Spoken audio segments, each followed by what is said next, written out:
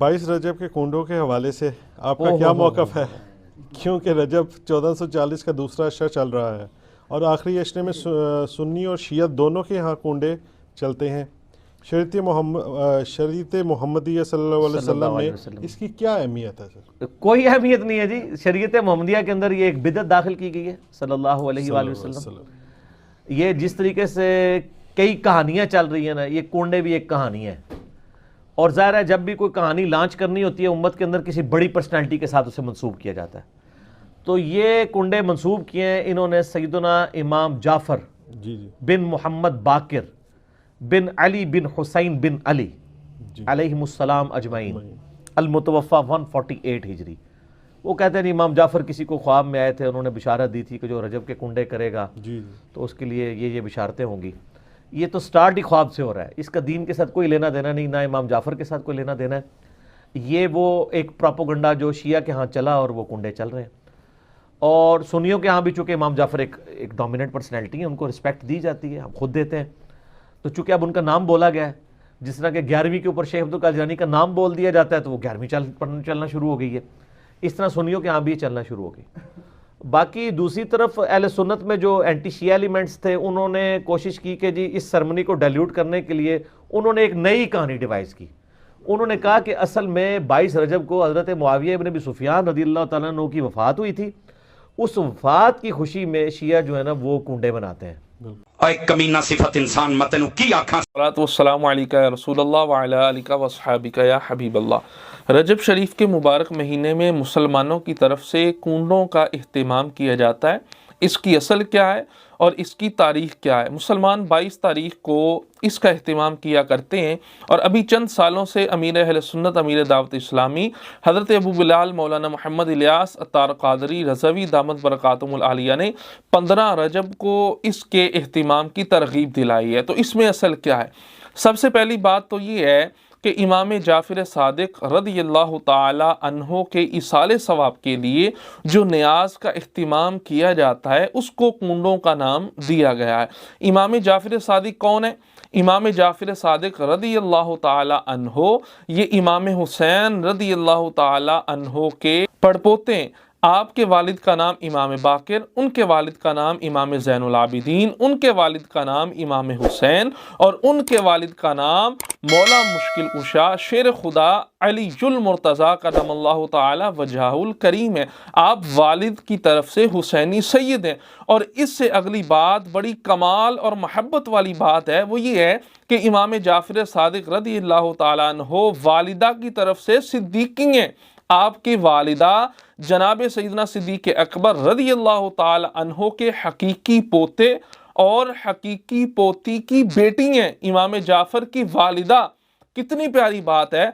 आका करीम अलैहिस्सलातु वस्सलाम की आल और असहाब आपस में दुश्मन नहीं थे, आपस में मोहब्बत वाले इनके रिश्ते थे, आपस में रिश्तेदार है। और अगली बात इमाम जाफ़िर सादिक रज़ियल्लाहु ताला अन्हो के इसाले सवाब के लिए ये जो कुंडों का इह्तिमाम किया जाता है, इसमें असल जो चीज़ है वो चीज़ है इसाले सवाब। असल चीज़ इसाले सवाब जिसका सबूत कुरान और हदीस से मिलता है। कुरान की कई आयात हैं, मशहूर आयत मुबारका रब्बना इग़फ़िर ली व लिवालिदैया व लिलमुमिनीना यौम यक़ूमुल हिसाब। इसमें फौतशुदा मुसलमानों के लिए दुआ भी की गई है और दुआ ये इबादत का मग़ज़ है।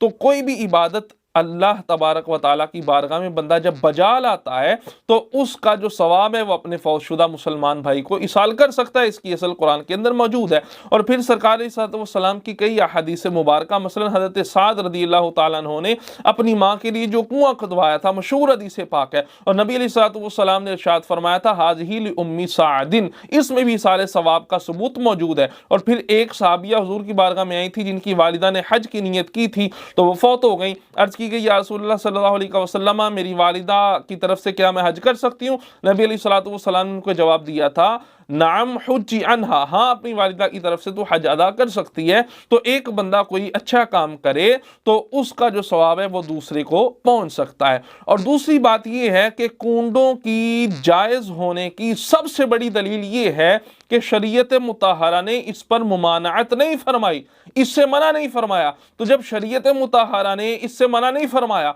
अब जो इसके नाजायज़ होने का दावा करता है मनिद्दआ फअलैहिल बयानु बिल बुरहान, अब जो इसका दावा दावा करता है उस पर है कि इस पर दलील लाए। लिहाजा जिस काम से शरीयत मुताहरा ने मना नहीं किया हर वो काम कर सकते हैं, और इस कायदे को गैर भी दयाबना भी तस्लीम करते हैं। देवबंद का मशहूर फतावा है, फतावा देवबंद, उसके अंदर भी ये सवाल किया गया, सवाल ये पूछा गया उनके उलमा से कि ये बताएं कि नमाज के अंदर जब हम सूरह फातिहा पढ़ते हैं, सूरह फातिहा के बाद कोई सूरत हम साथ मिलाते हैं, तो सूरत फातिहा और सूरत के माबैन बिस्मिल्लाह शरीफ पढ़ सकते हैं? ये सवाल पूछा गया। अब जवाब इसका ये दिया गया, हाँ सूरत और सूरह फातिहा के दरमियान बिस्मिल्लाह शरीफ पढ़ सकते हैं।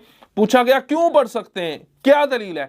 उसके जवाब में ये बात लिखी हुई है वहां पर भी कि जब शरीयत मुताहरा ने इससे मना नहीं फरमाया बिस्मिल्लाह शरीफ पढ़ने से तो पढ़ सकते हैं, जब शरीयत नहीं रोकती तो हर वो काम कर सकते हैं। पता ये चला कि गैर भी इस बात को, इसाले सवाब को ना मानने वाले, वो भी इस बात को तस्लीम करते हैं कि जिस बात को शरीयत मुताहरा ने नहीं मना फरमाया तो हर वो काम कर सकते हैं। और इससे ये भी बात साबित हुई है कि किसी काम के जायज होने के लिए, किसी काम के जायज होने के लिए शरीयत मुताहरा की दलील होना जरूरी नहीं है, बल्कि किसी भी अमल, किसी भी काम के नाजायज और हराम होने के लिए दलील का पाया जाना यह जरूरी है। तो जब शरीयत मुताहरा ने मना नहीं किया हम ये कर सकते हैं। अब अगली बात यह है कि इमाम जाफर सादिक रज़ियल्लाहु ताला अन्हु की ये जो नियाज की जाती है इसकी तारीख क्या है?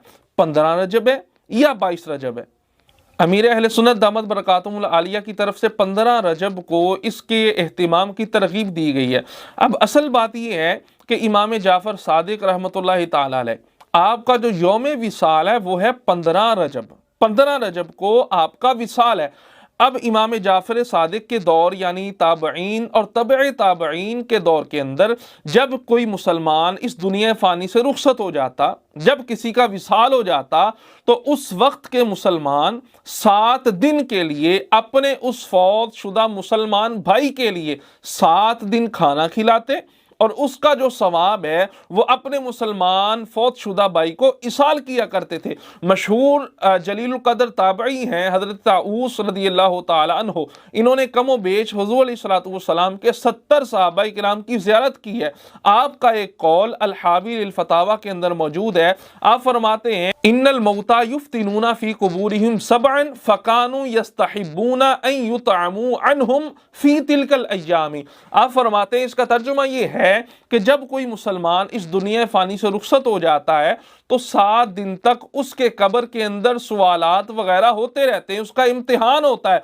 फरमाते हैं अब ताबईन और तबे ताबईन के ज़माने के जो लोग थे वो इस बात को पसंद करते थे कि अपने उस फौत शुदा मुसलमान भाई की तरफ से 7 दिन तक खाना खिलाया जाए और उसका जो सवाब है वो उसको इसाल किया जाए। तो अब इमाम जाफर सादिक रहमतुल्लाहि ताला अलैह का जो यौम विसाल है वो है 15 रजब।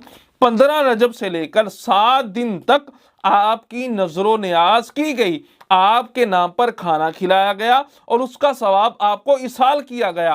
15 के अंदर जब 7 को हम मल्टीप्लाई करते हैं, जमा करते हैं, तो ये 22 बनता है। 22 तारीख को जो मुसलमान इसका एहतिमाम करते हैं वो भी दुरुस्त है, ठीक है। और 15 को अब अमीर अहले सुन्नत ने इसकी तरगीब का एहतिमाम किया। उसकी वजह यह है कि आपकी वफात का, आपके विसाल का जो असल दिन है वो 15 रजब है कि फितनों का दौर है। और ये भी फितना सर उठाने लगा है कि 22 रजब को जो कुंडों की न्याज की जाती है ये माज़अल्लाह साहबी रसूल हज़रत सैयदना अमीर मुआविया रज़ियल्लाहु ताला अन्हु की वफ़ात की खुशी में की जाती है। हालांकि इस बात की कोई असल नहीं है। पहले 22 रजब को ही हम न्याज का इस्तेमाल किया करते थे, चूंकि अब फितनों का दौर है। इस फितने से बचने के लिए, लोगों को इस शर से बचाने के लिए अमीर अहले सुन्नत दामत बरकातुहुमुल आलिया ने इस बात का इस्तेमाल किया है कि इमाम जाफर सादिक रहमतुल्लाहि ताला अलैह की वफ़ात का जो असल दिन है वो 15 रजब है। तो 15 रजब को इस न्याज का इख्तिमाम किया जाए। अल्लाह तबारक व तआला हमें हुज़ूर अलैहिस्सलातु वस्सलाम की आल पाक, आपके सहाबाए किराम और औलिया अल्लाह की मोहब्बत नसीब